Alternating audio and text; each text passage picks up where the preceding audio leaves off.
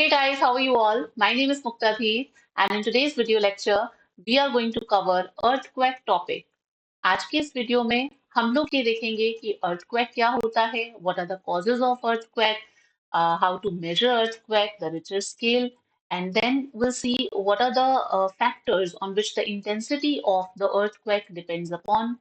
And then we'll see the major earthquake belts, word distribution of earthquake जिसे कहते हैं, वो हम लोग कवर करेंगे. And then at the end, the consequences of earthquake. तो in a nutshell this is a small topic, बहुत छोटा सा टॉपिक है. यही 8-10 स्लाइड्स के अंदर इस टॉपिक को हम जल्दी से कवर कर लेते हैं. तो आप बने रहिएगा पूरे वीडियो में मेरे साथ में. हम लोग इस टॉपिक को अच्छे से कवर करते हैं. इनफैक्ट सेकंड ग्रेड का जो आपका आरपीएससी का एग्जाम है उसमें ये टॉपिक क्लियरली मेंशन है पेपर सेकंड सोशल साइंस के अंदर. तो और इसके अलावा भी जो कोई दूसरे कॉम्पिटिटिव एग्जाम अगर आप दे रहे हैं जहाँ पे इस टॉपिक का मेंशन है तो उसके लिए भी आप इस वीडियो के थ्रू इस टॉपिक को कवर कर सकते हैं. तो शुरू करते हैं without wasting time. This is a brief introduction of mind. Those who wanted to know they can have a look. Earthquake. देखते हैं कि अर्थक्वेक क्या होता है. देखो, एकदम से सडन शेकिंग होती है. अर्थ जो सरफेस है, जो अर्थ ग्राउंड है, उसकी एकदम से सडन शेकिंग होती है due to the passage of seismic waves. उसकी वजह से अगर एकदम सडन शेकिंग होती है अर्थ ग्राउंड की, so that is called earthquake. अगर हम दूसरे टर्म्स में देखें तो शॉक वेव्स या जो सिस्मिक वेव्स होती हैं, उसकी वजह से जो सडन मूवमेंट होता है क्रिस्टल रॉक का, that is generated at the focus, जो कि हाइपोसेंटर जिसे हम बोलते हैं, with in the crust of mental, तो उसे कहा जाता है अर्थक्वेक. देखो, यही डेफिनेशन हमने यहाँ पे लिखी हुई है. Any sudden shaking of the, ये तो बिल्कुल लेमैन सी लैंग्वेज में डेफिनेशन है जो मैं आपको बता रही हूँ. The sudden shaking of the ground caused by the passage of seismic waves through the earth's rock, इसे हम अर्थक्वेक कहते हैं. या फिर आप ये भी बोल सकते हो कि अर्थक्वेक्स क्या है. They are the earthquake is a shock waves, यानी कि जो सिस्मिक वेव्स हैं, शॉक वेव्स या सिस्मिक वेव्स, जिसकी वजह से एकदम से सडन मूवमेंट होती है क्रिस्टल रॉक्स के अंदर. और ये सिस्मिक वेव जनरेट कहाँ पे होती है. They are generated at the focus. Focus जिसको कि हाइपोसेंटर बोला जाता है, विद इन द क्रस्ट और मेंटल, जहाँ पे भी ये फोकस सिचुएटेड है. अब जैसे कि ये इस डायग्राम में दिखा रखा है, this is the focus, right. ये फोकस है. तो ये जो फोकस है, ये मेंटल के अंदर बता रखा है. तो ये फोकस यहाँ से, इस फोकस को ये हाइपोसेंटर बोला जाता है. यहाँ से अर्थ, ये जो सिस्मिक वेव्स हैं, ये जनरेट होती हैं, शॉक वेव्स.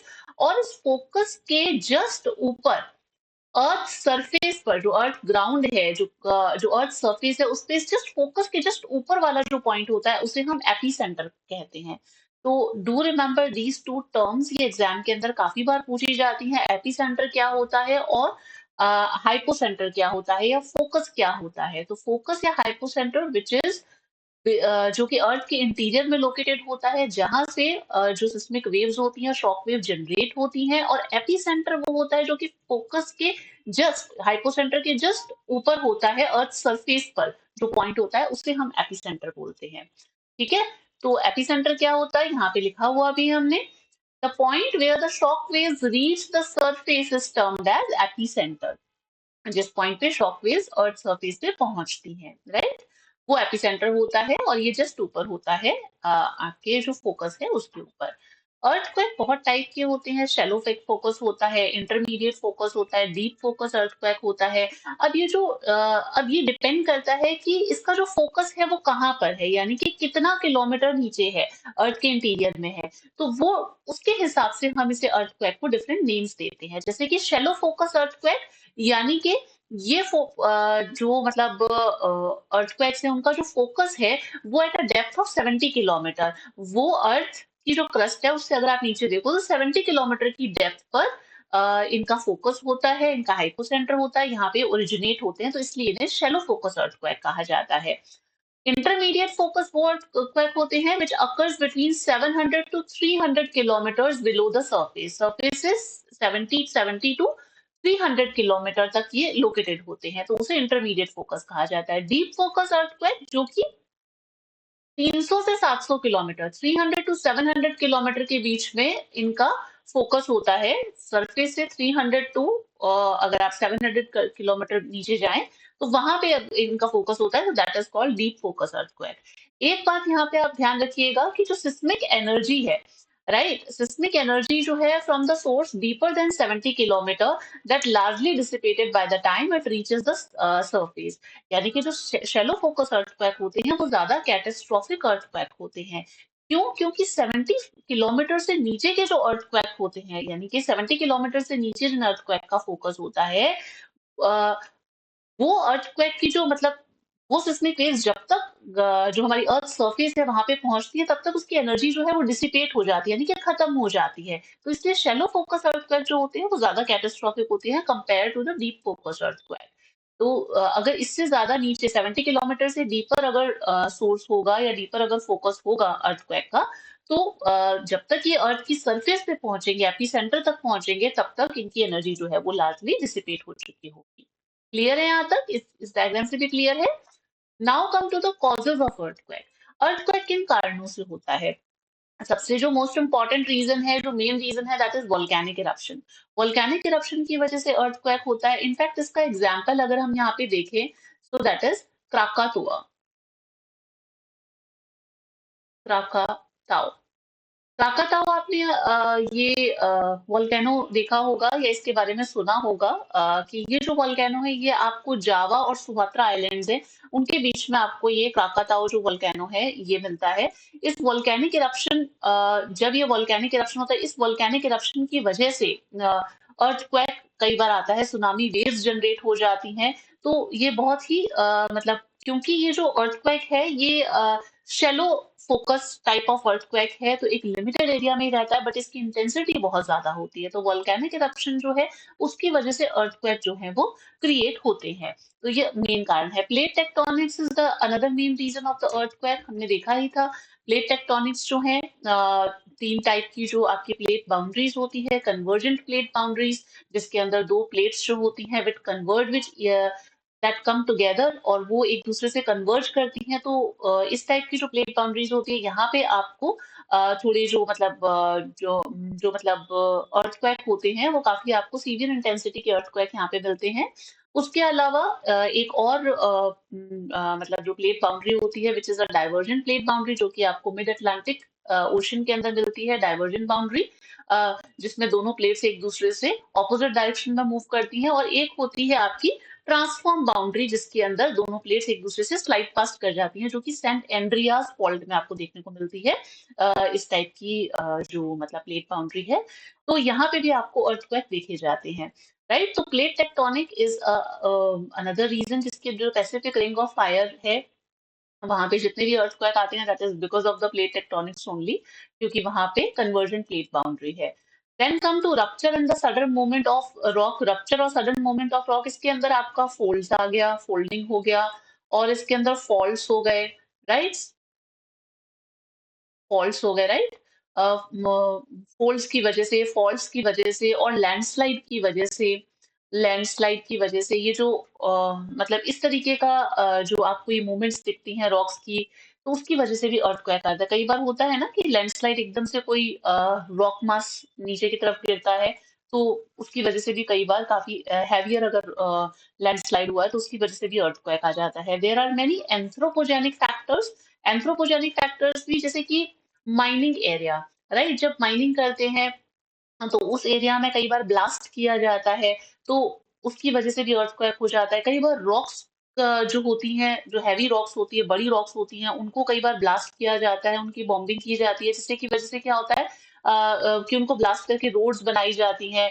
कई बार डैम्स के कंस्ट्रक्शन के लिए इस टाइप की ब्लास्टिंग की जाती है, रिजर्वायर का कंस्ट्रक्शन। तो ये सारे जो रीजंस है ये सब एंथ्रोपोजेनिक रीजन है जिसकी वजह से अर्थक्वेक आता है। तो एंथ्रोपोजेनिक फैक्टर्स के अंदर आपका माइनिंग हो गया, और इसके अंदर आपका ये रोड कंस्ट्रक्शन हो गया, इसके अंदर डैम हो गया, रिजर्वायर हो गया, राइट। तो ये सारे के सारे रीजंस हैं जिसकी वजह से अर्थक्वेक आता है। ठीक है, ये एंथ्रोपोजेनिक फैक्टर्स हैं, मैन मेड रीजंस हैं। Now come to the measurement of earthquake. अगर हम देखें रिचर स्केल, तो रिचर स्केल जो है वो बेसिकली अर्थक्वेक की जो इंटेंसिटी या मैग्नीट्यूड को मेजर करने का स्केल होता है। 1 to 10 तक इसका ये स्केल रेंज करता है। तो ये इंटेंसिटी और मैग्नीट्यूड को मेजर करने का स्केल है। ये स्केल रेंज करता है 1 to 10 तक। This is a open ended and logarithmic scale. ये काफी इंपॉर्टेंट है, ध्यान रखना, ओपन एंडेड और लॉगरिदमिक स्केल है ये। बात ध्यान रखिएगा इसको।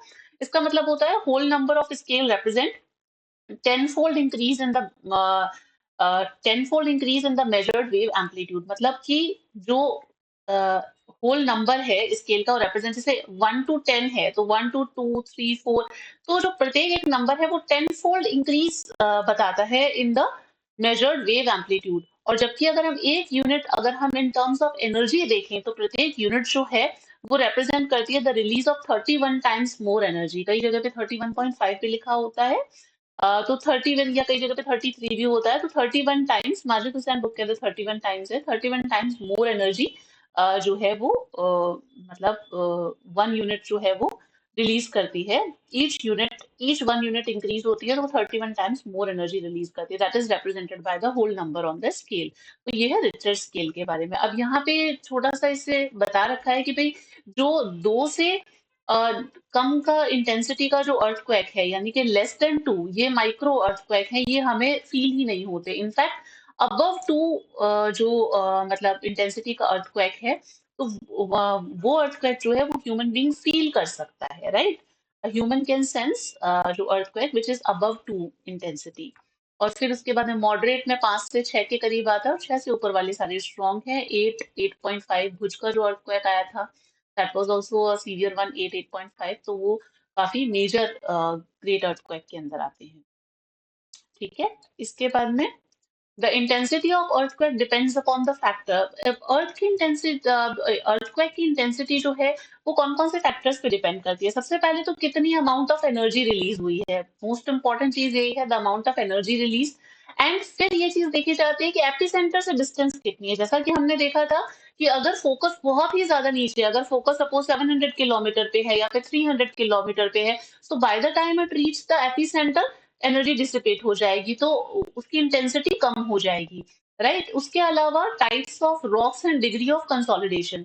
अब क्या होता है कि जो आपकी सॉफ्ट रॉक्स होती हैं या फिर जो अनकंसोलिडेटेड मटेरियल होता है, उसके अंदर जब आप अर्थक्वेक की इंटेंसिटी देखो, वो कंपैरेटिवली ज्यादा होती है।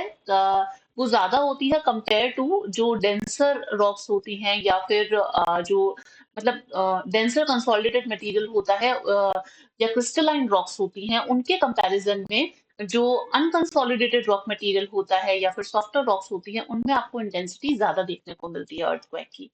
ठीक है, now come to distribution of earthquake. Major earthquake belts में देखो 4 बेल्ट्स हैं। सर्कम पैसिफिक बेल्ट, जो हमने वोल्केनो के अंदर देखी थी बेल्ट्स वगैरह, ऑलमोस्ट वैसी ही वही बेल्ट्स हैं ये। Circum Pacific belt which is located on conversion plate boundary, mid Atlantic belt which is on diversion plate boundary, mid continental belt जो कि आपको ये अल्पाइन हिमालय वाली जो बेल्ट है, ये आपको मिड कॉन्टिनेंटल बेल्ट मिलेगी। And then there is a interplate seismicity. Interplate seismicity, इसको भी हम देखेंगे। ठीक है, सबसे पहले तो ये circum Pacific belt, this is the circum Pacific belt, ये है पूरी आपकी सर्कम पैसिफिक बेल्ट। ठीक है, ये पूरी सर्कम पैसिफिक बेल्ट है। ये आ जाती है बीच वाली मिड अटलांटिक रिज, ये मिड अटलांटिक रिज है। ठीक है, देन अल्पाइन हिमालयन बेल्ट, इसी को बोला जाता है mid continental belt. Mid continental, continental belt. ठीक है, मिड कॉन्टिनेंटल बेल्ट। तो अगर हम सर्कम पैसिफिक बेल्ट देखें, यहाँ पे कुछ ट्रेंचेस वगैरह हैं, वो चीज आप देख लीजिएगा। यहाँ पे देखो ring of fire, right. In trenches के नेम आप अच्छे से देख लीजिएगा। पेरूचिले ट्रेंच यहाँ पर, ये आप ये पूरी जो रेड से बता रखा है ring of fire, internet sources से ही ये मैप मैंने लिया है।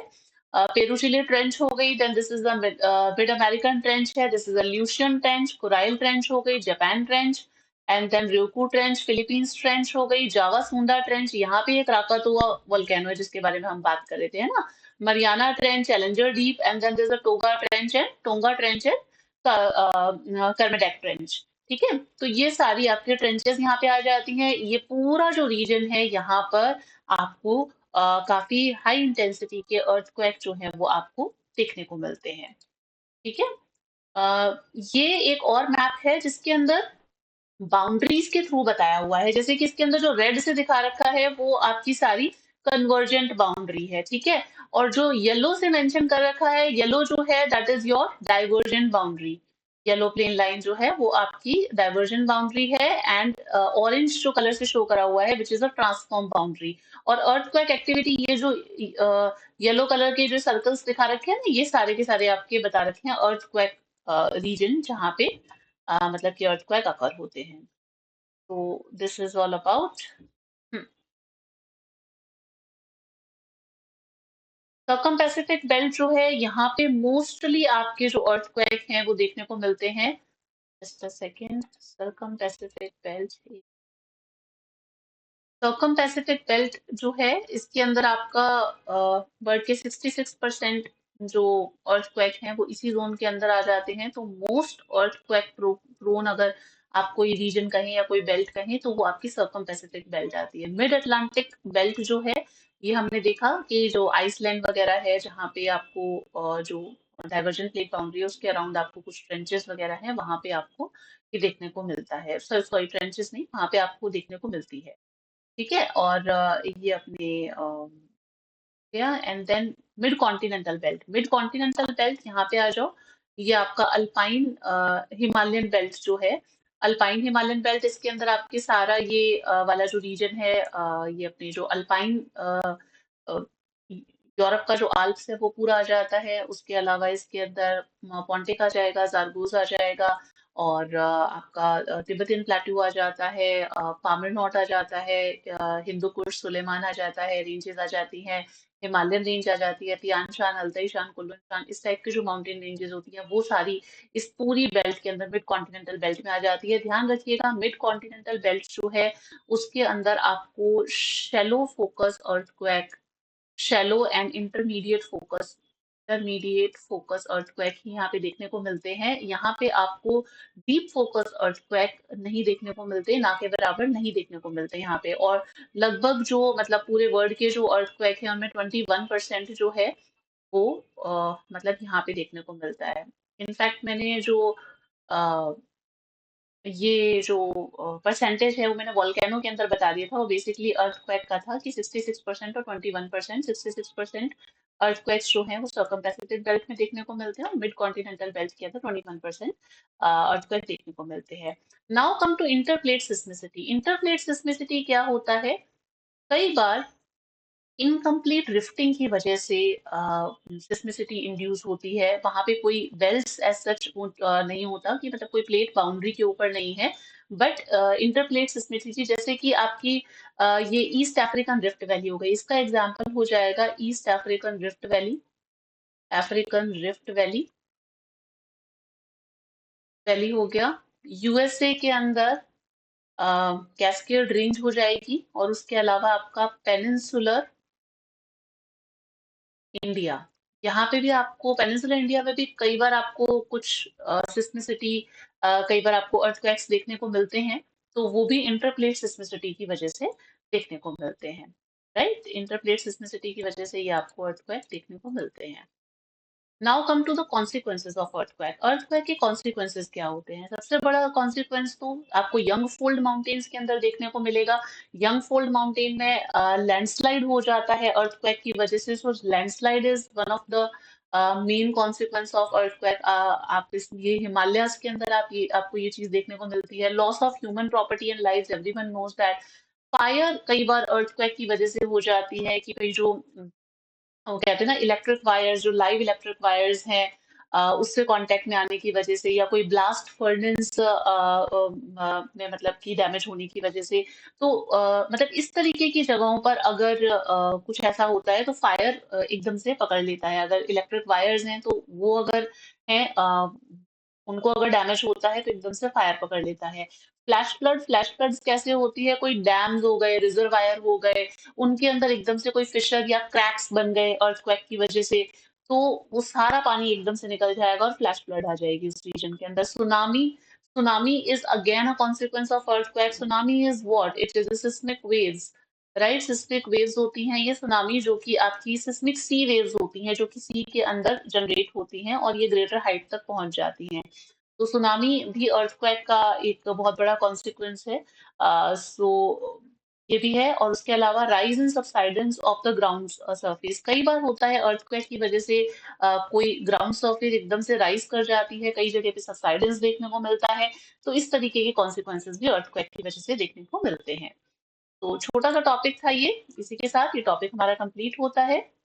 ये टॉपिक मैंने कहाँ से करवाया है, तो ये इसका रेफरेंस दिया है मैंने यहाँ पे, फिजिकल ज्योग्राफी की बुक आती है माजिद हुसैन सर की, वहां से ये टॉपिक मैंने पूरा कवर किया है। और जो इमेजेस या जो मैप्स हैं वो इंटरनेट सोर्सेज से लिए गए हैं। आप अगर चाहें तो इसकी थ्योरी यहाँ से कवर कर सकते हैं। उसके अलावा ये कुछ प्लेटफॉर्म्स हैं जहाँ पे आप चाहें तो मुझसे जुड़ सकते हैं। ये टेलीग्राम है। इस टेलीग्राम से अगर आप नहीं जुड़े हैं टेलीग्राम ग्रुप से, तो जुड़ जाइए। जितनी भी पीडीएफ्स हैं जो भी मैं यहाँ पे पढ़ा रही हूँ, वो सब पीडीएफ आपको फ्री ऑफ कॉस्ट वहीं पर ही अवेलेबल होती हैं इस टेलीग्राम चैनल पे। सो आप इस टेलीग्राम चैनल से जुड़ सकते हैं। ये कुछ और प्लेटफॉर्म्स हैं, Facebook page and Instagram page, यहाँ पे मैं रेगुलर अपडेट्स कर देती हूँ, कोई भी अगर चीज़ के रिगार्डिंग मुझे इन्फॉर्मेशन देनी हो तो आप यहाँ पे भी चाहे तो मुझसे जुड़ सकते हैं। ठीक है जी, आई होप आपको इस वीडियो लेक्चर से काफी कुछ सीखने को मिला होगा। And if you like this then please do hit a like, please subscribe the channel अगर आपने अभी तक सब्सक्राइब नहीं किया है तो। And do share it with your friends. आपको जिन भी फ्रेंड्स के लगता है कि जो भी कंपटीशन एग्जाम की तैयारी कर रहे हैं और जहाँ पे आप इफ यू फील ये टॉपिक उनके लिए वर्दी है, रेलिवेंट है, तो आप प्लीज इसे मैक्सिमम शेयर कीजिएगा। मिलते हैं फिर अगले वीडियो में। Till then stay connected, bye bye.